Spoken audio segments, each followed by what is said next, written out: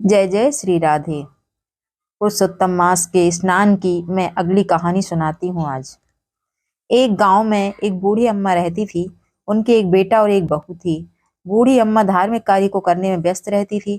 पुरुषोत्तम महीना आया तो बेटे बहू ने कहा कि माँ, तुम हर पुरुषोत्तम महीने में स्नान दान करती हो, क्या तुम्हें इसका कोई फल मिला है?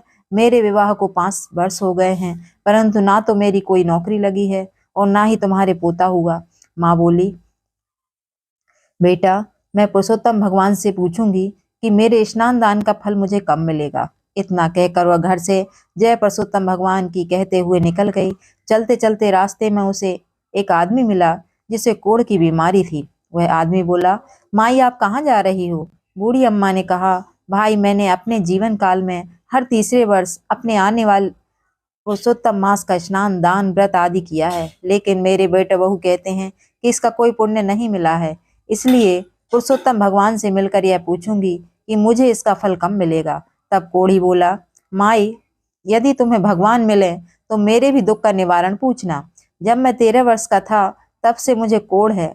ये सजा मुझे किस कर्म की मिल रही है? बुढ़िया बोली, जरूर पूछूंगी। यह कहकर वह जय हो पुरुषोत्तम भगवान की कहते हुए आगे बढ़ी। चलते चलते रास्ते में उसे एक कुम्हार पति पत्नी मिले। उन्होंने पूछा, माई, आप कहाँ जा रही हो? बूढ़ी अम्मा ने सारी बात कुम्हार को बता दी। कुम्हार सुनकर बोला, माई, क्या आप हमारे दुख का निवारण भगवान से पूछोगी? हमारी आजीविका केवल मटके बनाने से ही चलती है। पिछले 2 वर्ष से हमारे चाक पर टूटे फूटे मटके बन रहे हैं। कुछ भली प्रकार से भी बन जाते हैं तो पकाते समय फूट जाते हैं। ऐसा क्यों हो रहा है, यह आप जरूर पूछना। बूढ़ी अम्मा बोली, जरूर पूछूंगी। इतना कहकर वहां से जय पुरुषोत्तम भगवान की कहते हुए आगे चली। कुछ दूर जाने पर उसे एक सांप मिला। उसने कहा, मैं तुम्हें डसूंगा। बूढ़ी अम्मा ने कहा, जब मैं लौट कर आऊं तब डस लेना। अभी तो मैं पुरुषोत्तम भगवान से मिलने जा रही हूँ। सांप ने कहा, माई, तुम्हें पुरुषोत्तम भगवान मिले तो मेरे दुख का निवारण उनसे पूछना कि मेरी नागिन जब भी अंडे देती है उनसे एक भी सपोला जिंदा नहीं रहता। हमें यह किन कर्मों का फल मिल रहा है, मैं जरूर पूछूंगी। यह कहकर वह आगे चली तो उसे एक वृक्ष के नीचे बैठे महात्मा मिले। उन्होंने पूछा, बूढ़ी माई, आप कहाँ से आई हो और कहाँ जा रही हो? बूढ़ी अम्मा ने उन्हें अपने बेटे बहू द्वारा दिए तानों की सारी बात बता दी। यह सुन महात्मा बोले, यदि तुम्हें पुरुषोत्तम भगवान मिल भी गए तो तुम उन्हें पहचानोगी कैसे? बूढ़ी अम्मा बोली, मैं उन्हें पहचान लूंगी। इतना कहकर उसने महात्मा को प्रणाम किया और बोली, जय हो पुरुषोत्तम भगवान की। ऐसा कहते ही पुरुषोत्तम भगवान ने उसे दर्शन दिए। भगवान ने कहा, बोलो, तुम्हें क्या चाहिए? बूढ़ी अम्मा ने कहा, प्रभु, आपके दर्शन होते ही मुझे सब कुछ मिल गया है, मुझे अब कुछ नहीं चाहिए। पुरुषोत्तम भगवान बोले, तुम्हारा कल्याण हो। अब बूढ़ी अम्मा रास्ते में मिले सभी लोगों के दुखों का निवारण पूछने लगी। सबने पहले कोढ़ी के बारे में पूछा। भगवान बोले, बुढ़िया माई, वह कोढ़ी अपने पिछले जन्म के कर्मों का फल भोग रहा है। पिछले जन्म में वह नगर का राजा था। वह अपनी प्रजा को बिना वजह ही दंड देता था। उस कोढ़ी को अपनी ही प्रजा की आह लगी है, तो मेरे चरण की धूली ले जाओ, उसके शरीर पर लगा देना, वह ठीक हो जाएगा। अब बूढ़ी अम्मा ने कुम्हार दंपति के दुखों का निवारण पूछा तो पुरुषोत्तम भगवान बोले कि एक बार उसी के गांव का गरीब व्यक्ति अपनी बेटी के विवाह के लिए कलश लेने आया था, तो उसके पास पैसे ना होने के कारण कुम्हार दंपति ने उसे कलश नहीं दिए। उसे उसी गरीब की हाय लगी है। तुम उससे कह देना कि अपने बनाए 100 मटके किसी प्याऊ में दान दे दे, तो उसका दुख दूर हो जाएगा। अब बूढ़ी अम्मा ने नाग के दुख का निवारण पूछा। पुरुषोत्तम भगवान बोले, उस नाग ने एक बार किसी गर्भवती स्त्री को डस लिया था। वह स्त्री अपने गर्भस्थ बच्चे के साथ मर गई थी। उसी की हाय उस नाग को लगी है।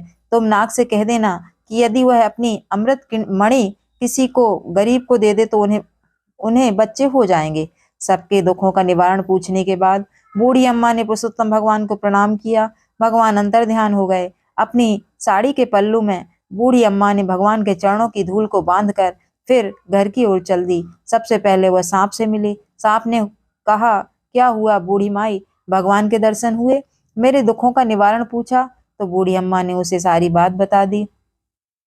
अब उसने कहा, माई, मैं गरीब आदमी कहाँ ढूंढूंगा, मेरी मणि तुम ही ले जाओ, क्योंकि मेरे पास तो डर के मारे कोई नहीं आता है। बूढ़ी अम्मा ने वह मणि ले ली। वह आगे चली तो उसे कुम्हार दंपत्ति मिले। उन्होंने कहा, बूढ़ी माई, तुम्हें भगवान मिले, हमारे दुखों का निवारण पूछा तो बूढ़ी अम्मा ने उन्हें सारी बात बता दी। दोनों कुम्हार पति पत्नी बोले, माई, हम आज ही प्याऊ में 100 मटके दान कर देंगे। अब वह अपने घर की ओर आगे बढ़ी।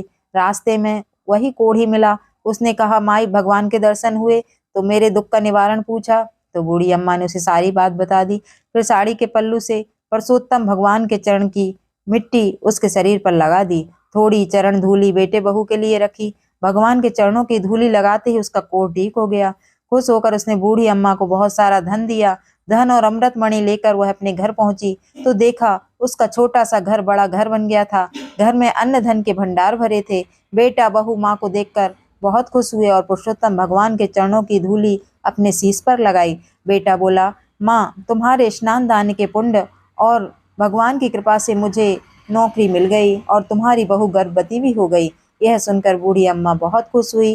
कहानी कहने वाले, सुनने वाले और हुक्का भरने वाले पुरुषोत्तम भगवान सभी की मनोकामनाएं पूरी करें। बोलिए पुरुषोत्तम भगवान की।